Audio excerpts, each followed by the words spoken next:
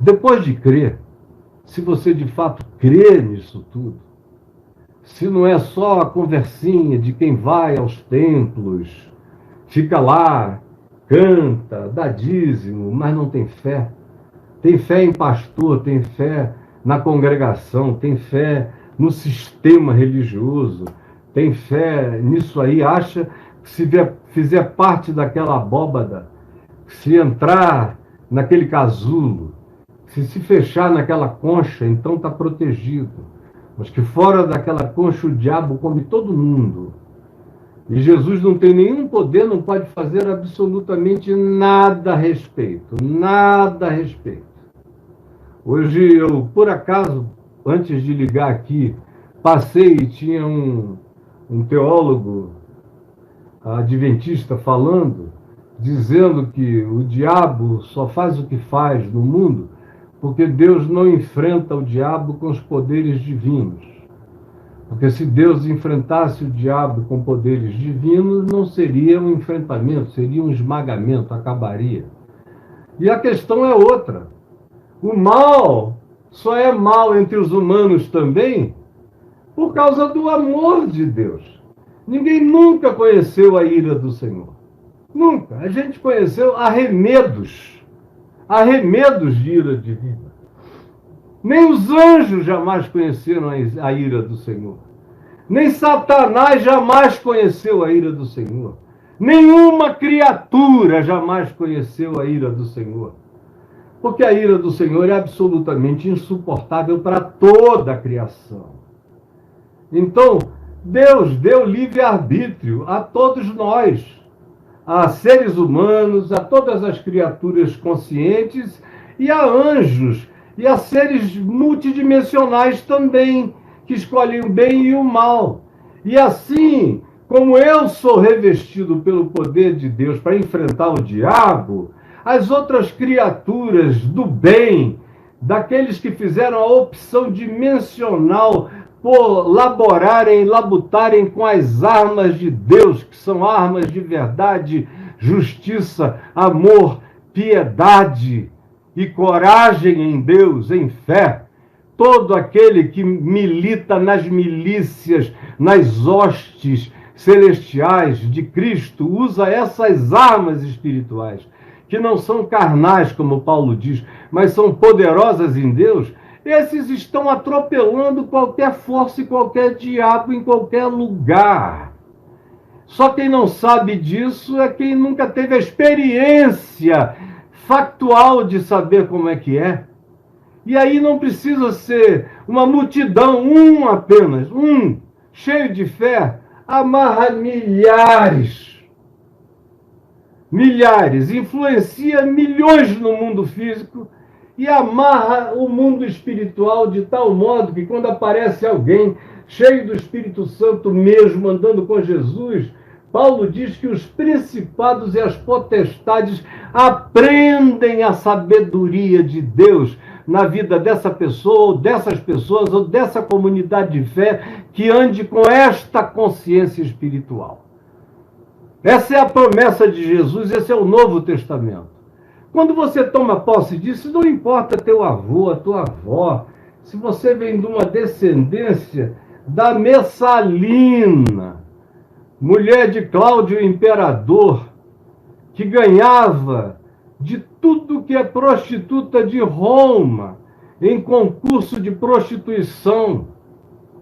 E o marido dela tinha até orgulho, porque mandavam enfileirar os soldados mais dotados para ver quem é que aguentava mais aquela penetração perversa.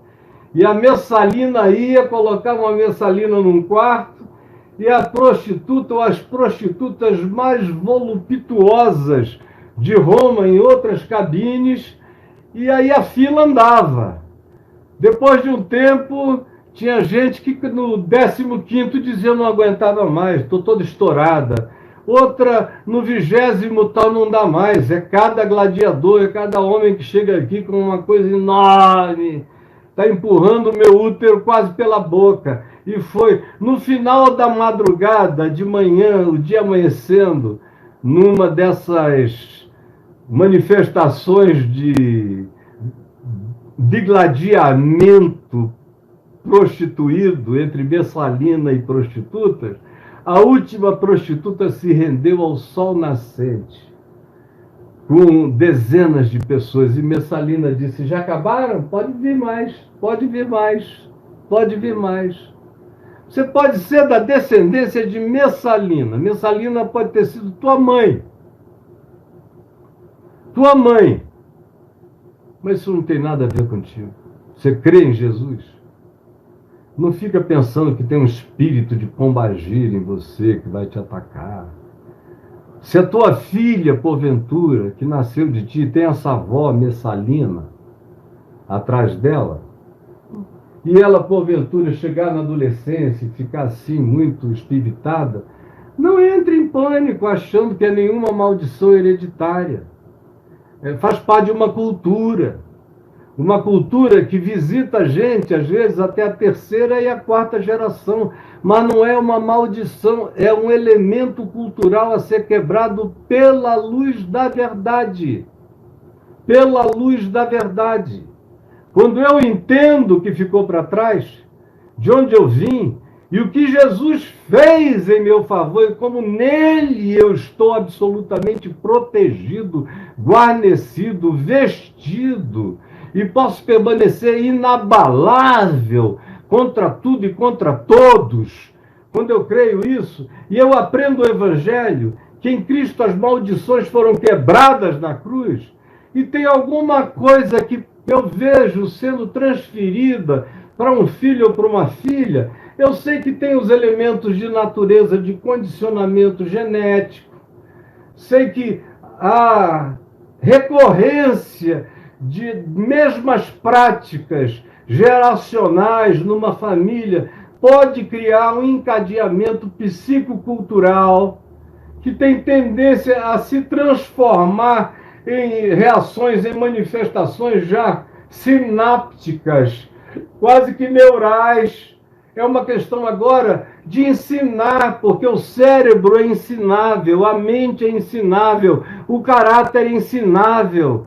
Deus deu uma plasticidade extraordinária ao cérebro, de nada que nenhuma coisa ruim precisa ficar definitivamente fixada no cérebro humano. Ele pode se desfixar, ele pode fazer mutações de dinâmica plástica, faz novas sinapses. Quando o espírito nasceu de novo, quando o caráter foi regenerado pela iluminação na verdade do Evangelho, e a luz explode de dentro para fora, ainda que o cérebro tenha muitos condicionamentos, eles vão dar lugar à nova atitude de caráter, à nova atitude de decisão, ao novo livre-arbítrio, às novas escolhas, à nova consciência, às novas determinações. E não é muito tempo que seja necessário. A gente vai ajudando. Quando você vê a sua filha que estava ali com propensões estranhas, de repente começa a ter prazer em estudar, começa a ter prazer em namorar legal, começa a ter prazer em tantas coisas saudáveis, ou descobre um esporte que muda a vida dela, ou faz algo. Tudo isso é graça divina. Graça divina. Às vezes eu vejo pais reclamando dos filhos, porque eles não vão para a igreja. Aí eu digo: qual é a tua igreja? O cara me conta, e eu fico ouvindo. Nem sempre eu tenho coragem de dizer: olha, ele não vai para essa igreja nem morto, cara. Mas eu deixo o sujeito explorar o que ele quer. Aí eu só pergunto: escuta, ele é bom aluno? Ah, é maravilhoso. Ele pratica algum esporte? Ah, vários. Adora fazer esporte. É um garoto atlético, saudável. E ele é um bom filho, obediente, muito obediente. Trata a mim, minha mulher, ama os avós. Quando tem alguém doente na família, ele está sempre lá. Agora, não quer ir para a igreja de jeito nenhum. Por quê, pastor? Eu digo: porque ele é saudável. E porque ele é tão saudável que ele viu que a tua igreja adoece a cabeça das pessoas. E ele não quer ser um dos doentes, nem quer ser um dos traumatizados sexuais, nem quer ser um dos paranoicos crônicos, nem quer ser um dos neuróticos, nervosos, inquietos, tomando remédio contra as agitações e as ansiedades, porque ele vê que você é assim, sua mulher é assim, a congregação toda é assim, e vocês obedecem à doença de um pastor que é mais doente do que a congregação inteira e vende a doença dele como revelação de Deus. E vocês pagam. Deixa esse teu filho em paz, pelo amor de Deus. Não afasta ele de Deus. Porque Deus não é a igreja. Se ele tem tudo que o Evangelho manda que um ser humano seja, por que você quer estragar o Evangelho na vida do seu filho, enfiando religião podre nele? Religião sem Deus, religião sem Evangelho, religião sem Cristo, religião sem amor ao próximo. Que o apóstolo Tiago, irmão de Jesus, diz que a única religião que existe não é em relação a Deus, é aquela que me religa ao próximo, ao órfão, à viúva, ao pobre, ao necessitado, ao carente, ao desvalido. Essa é a religação, é horizontal. Quem se religa nesse nível é porque já está religado no amor de Deus. Quem não se religa nesse nível horizontal pode usar o nome de Deus o quanto queira. O Senhor Jesus dirá: eu nunca te conheci, sai daqui. Sai daqui. Agora, se você crê, o resto é trabalho de admoestação, de pai, de mãe, de cultura. Por exemplo, não do lado da minha família paterna, e na minha família materna eu tive um avô muito promíscuo.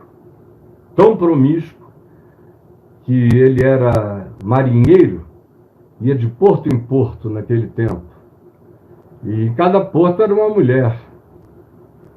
E quando eu nasci, eu ouvi essas histórias. Quando eu já tinha uns 4 anos, eu comecei a entender melhor aquele avô. Quase ninguém falava dele na família. Ele era uma figura praticamente morta na memória, porque ele não parava em casa, ele tratou mal a minha avó materna, ele teve sífilis, morreu de sífilis, passou doença venérea para minha avó antes de ter a sífilis definitiva, e ela se curou, falou: olha, eu vou cuidar de ti até a morte, mas você nunca mais toca em mim. E ele morreu na casa dela, da pior maneira possível, com a sífilis sem tratamento, produzia nos seres humanos, que ia do enlouquecimento a todo tipo de putrefação que podia acontecer.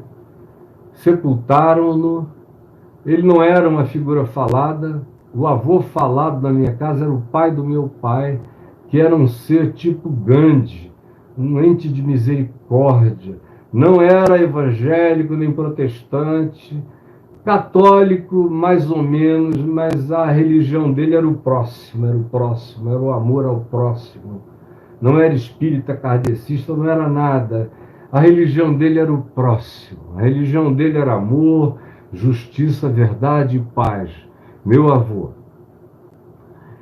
Mas, do lado da minha primeira esposa, quando eu casei, tivemos os filhos que tivemos, que ao todo foram 5, Jesus levou um com menos de 24 horas e o outro com 22 anos, e eu e ela criamos os outros 3, que são todos adultos já, chegando na meia-idade. Então, na família dela tinha um histórico de alcoolismo extraordinário. Extraordinário, que vem lá de trás, todo mundo bebe até cair, era um negócio horroroso. E ela sofria, eu sofri muito com muitos deles, me envolvi como um pai se envolve com os filhos, com os irmãos dela, ajudei, levei para casa, criei alguns, tudo isso. Mas eu via que alguns deles, uns 2 ou 3, não conseguiam parar. E depois ficaram só 2 naquele ritmo. A mãe, minha sogra, acabou morrendo por excesso de alcoolismo. O alcoolismo a matou. Uma querida, que eu sinto saudade dela até o dia de hoje. Muita saudade dela. e 2 filhos ali. Eu sempre de olho nos meus garotos. Mas ninguém gostava de bebida, lá em casa nunca fomos de beber, meu pai detestava a bebida alcoólica desde antes de se converter, ele não via nenhuma razão para aquilo ali, a alegria dele não dependia daquilo, ele andava de muleta, não queria ficar tonto nunca. Então, eu também fui criado num ambiente onde, sexualmente falando, eu fui promíscuo desde a infância. Eu tenho que ser sincero quanto a isso. Mas eu nunca associei ao meu avô materno promíscuo. Eu só sabia que desde criança eu sentia uma atração extraordinária por cheiro de mulher, por perna de mulher. Já contei aqui várias vezes, eu ia para debaixo das mesas, usando a prerrogativa de ser uma criança de 2, 3, 4, 5 anos, até 6, você ainda brinca debaixo da mesa, só para sentir o cheiro, especialmente quando tinha as mulheres sentadas. Eu queria sentir aquele cheiro das coxas, que para mim não era nada e ninguém sabia. Era só eu que sabia. Eu não considerava nada, eu só achava que os outros meninos não aproveitavam a vida como eu, mas eu nem achava aquilo malicioso, nem maldoso, nem pecaminoso. Não era isso que estava na minha cabeça. E quando eu comecei a sentir atração irresistível pelas meninas, depois dos 5 anos eu fui usado e abusado pela babá do meu irmão, e eu gostava. Quando ela foi embora, eu não conseguia mais parar. Mas eu não me sentia pecando.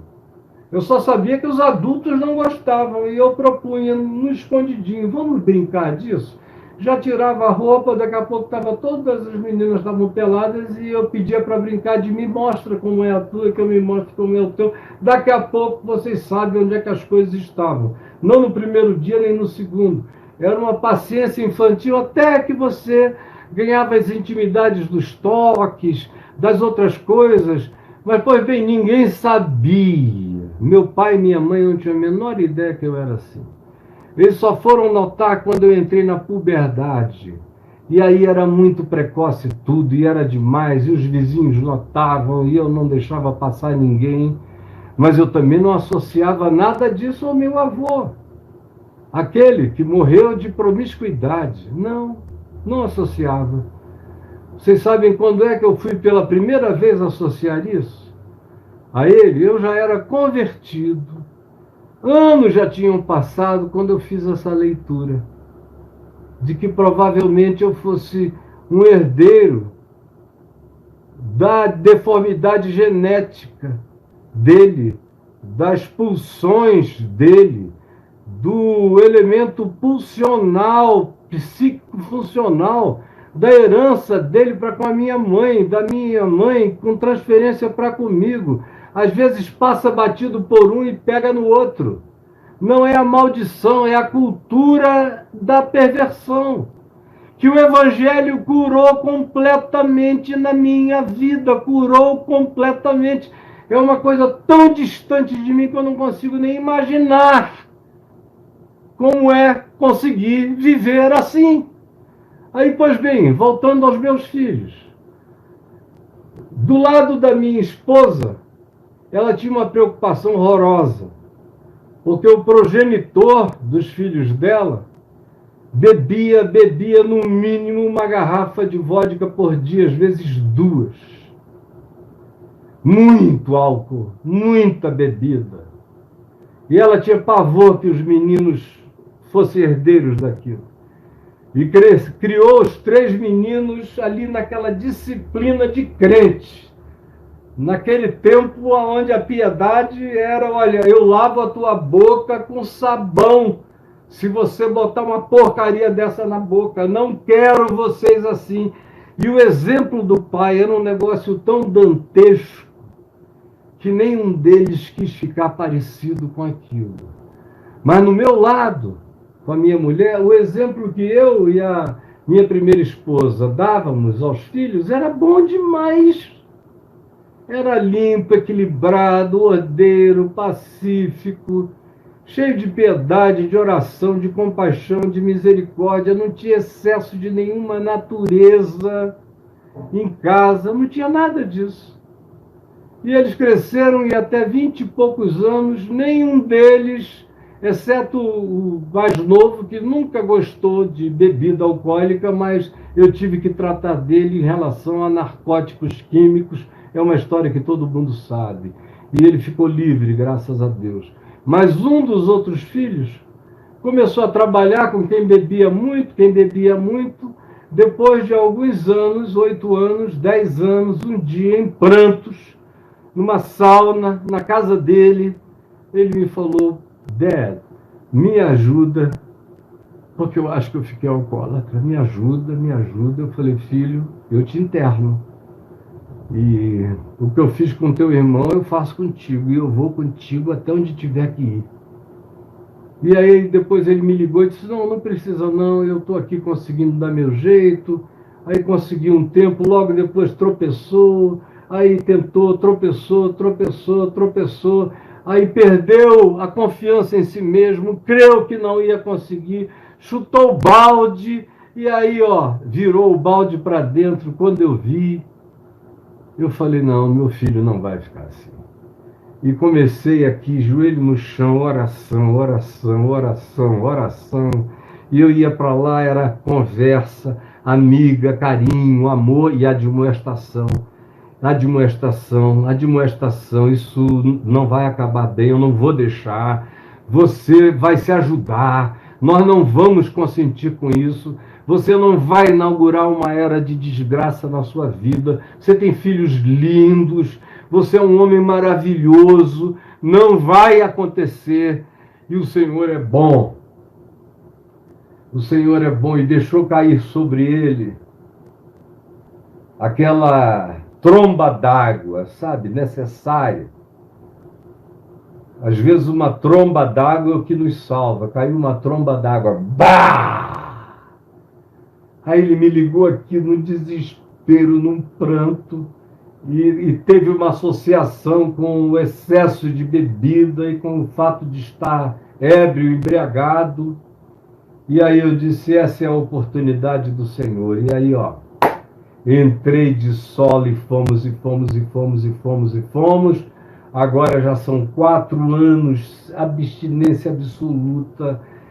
Voltou para aquilo que ele sempre gostou, que é atletismo, que é esporte, que é suar, que é cuidar do corpo, que é comer melhor. Aos filhos, ficaram numa alegria, a família inteira se rejuvenesceu de alegria, porque ele é amado, amado, amado e amado, e é um homem maravilhoso. Era uma maldição? Não, era uma herança, era uma cultura, viaja às vezes do gene. Às vezes está lá com uma propensão psicocultural, ou tem a ver com um convívio que deflagra aquilo que estava latente e agora sobe. Mas não é uma maldição, foi jogado em você, está fatalisticamente condenado àquilo, sob hipótese nenhuma. Quem quiser ficar liberto, liberto fica, pelo poder dessa disposição do livre-arbítrio e o poder do Espírito Santo, fortalecendo a decisão de caráter que diz: não voltarei atrás, não retrocederei. E se o justo cair, o Senhor o levantará e não ficará prostrado. É adiante que eu sigo. Eu esqueço para as coisas que para trás de mim ficam e prossigo para o alvo, para o prêmio da soberana vocação de Deus em Cristo Jesus para a minha vida e para a sua também em Cristo.